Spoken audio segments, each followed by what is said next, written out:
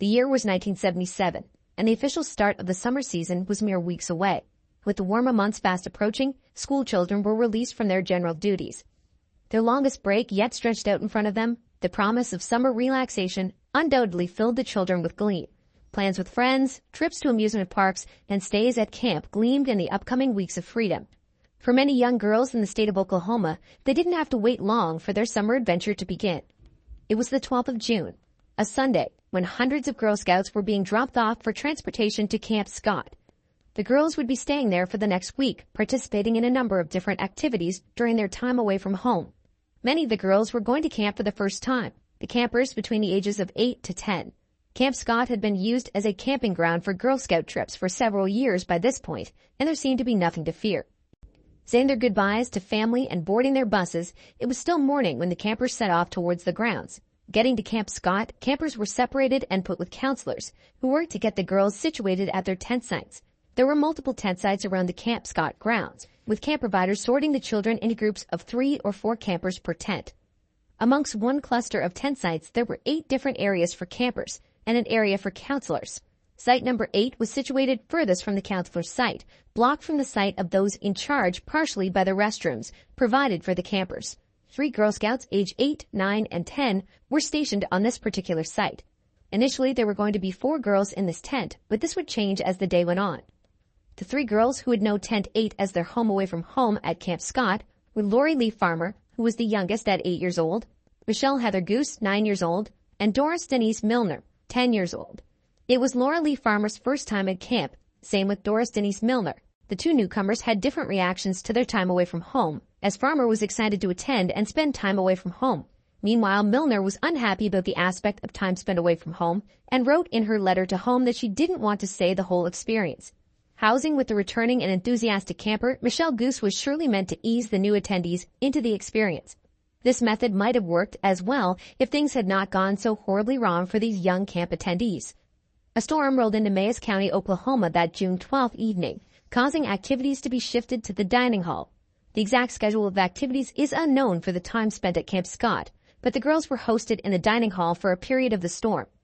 From the contents of Lori Lee Farmer's letter home, it read that the girls were already preparing for bed around 8 p.m. that weather-stricken evening. Settling into their cabins at some point that evening, Farmer, Guse, and Milner were not a rowdy bunch from what is recounted. Going into the night hours, many girls in other tents were loud and rambunctious, but the 3 girls in Tent 8 were not. The last known instance of the girls in Tent 8 being checked on is 10 p.m., though there were a few more instances in the next few hours of the counselors walking the grounds. Sometime before 2 a.m. was the last time a camp counselor got up, though there were instances of campers hearing screams and a camper weeping for their mother around 3 a.m. It was around 6 a.m. when one of the camp counselors got up to go to the showers. While exiting the counselor's cabin, she saw something on the nearby trail. To her horror, upon investigating, she discovered it was the dead body of a young camper. With terror grasping her, she ran to inform the other counselors. These actions would begin the investigation and eventual evacuation of Camp Scott. The first set of remains found was the body of Doris Denise Milner. Milner was naked from the waist down and had her hands bound behind her back. This was determined after the counselors went to alert both the nurses at the local nurses station and the Camp Scott director. The husband of the director would be the one to discover the other 2 bodies in the sleeping bags, and police would be called. From police, the Oklahoma State Bureau of Investigation, or the OSBI, was contacted by 8 a.m. It was discovered that all 3 girls had been sexually assaulted and bludgeoned, bludgeoning being the cause of death for both Farmer and Guse. Milner, along with being bound, had also been gagged, while also being sexually assaulted and bludgeoned. Her ultimate cause of death was strangulation.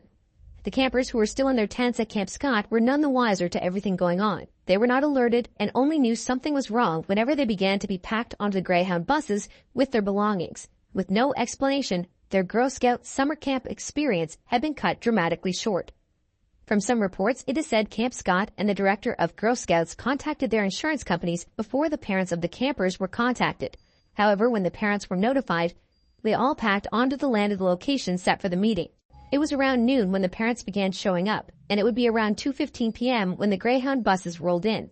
For some parents, they would gain relief. For 3 sets of parents, though, grief would be devastating. Camp Scott was shut down the day the bodies were discovered, never to be opened again. A Authorities would work tirelessly to find a suspect or anything which would solve this unexpected and heinous crime.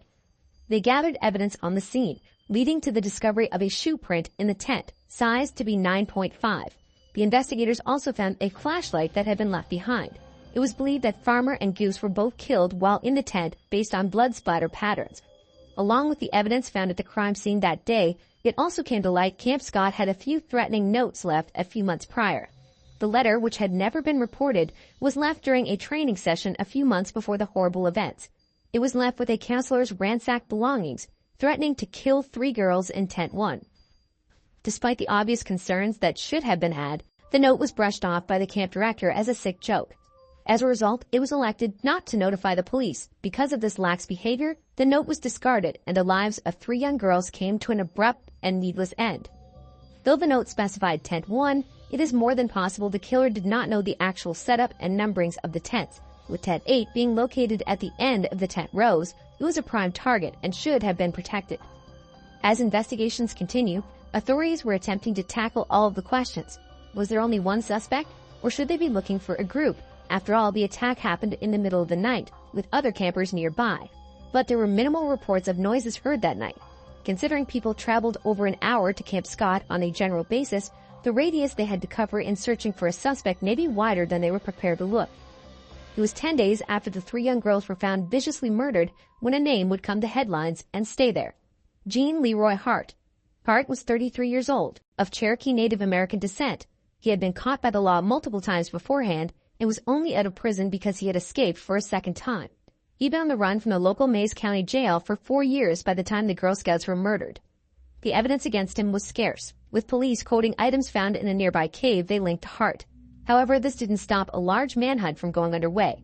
With a large herd of searchers prowling for this man, the people of Locust Grove were not sure of Hart's guilt from the beginning. A small town of 1,500 people, they told news reporters from the start that police were keen on pinning every crime on Hart. The locals spoke of Hart being a scapegoat for the authorities, but they couldn't believe he could commit the crimes. It would be 10 months after the crimes when the interest in Hart had waned from the media that the authorities managed to find him. He was located in eastern Cherokee County, housed by Cherokee medicine men who would later be charged with aiding the man. The trials against Hart would not begin until 21 months after the murders. With protests in favor of Hart common in the Oklahoma town, going through the trial for the families was brutal. The entire thing was more of a performance than what was expected of an official justice trial. This is a sentiment reported directly by Tulsa World, a newspaper that has been reporting on the crime since the start. Less than a month after the trials began, the jurors were sent to talk amongst themselves to produce a verdict. They considered amongst themselves for 6 hours on a Thursday before retiring for the evening.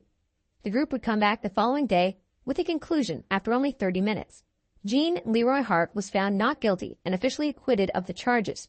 While he would return to prison for his prior charges, the murder of the Girl Scouts would not fall on him. The parents of the slain girls felt grief anew nearly 2 years after the initial slash to their hearts, unsure of where to go. The loss felt even greater upon learning there would be no further searching for suspects, though the parents could understand why. It was firmly believed amongst the victims' families that the state had caught the right guy and presented more than enough evidence. With Hart going back to prison regardless, the families felt at least some sense of justice.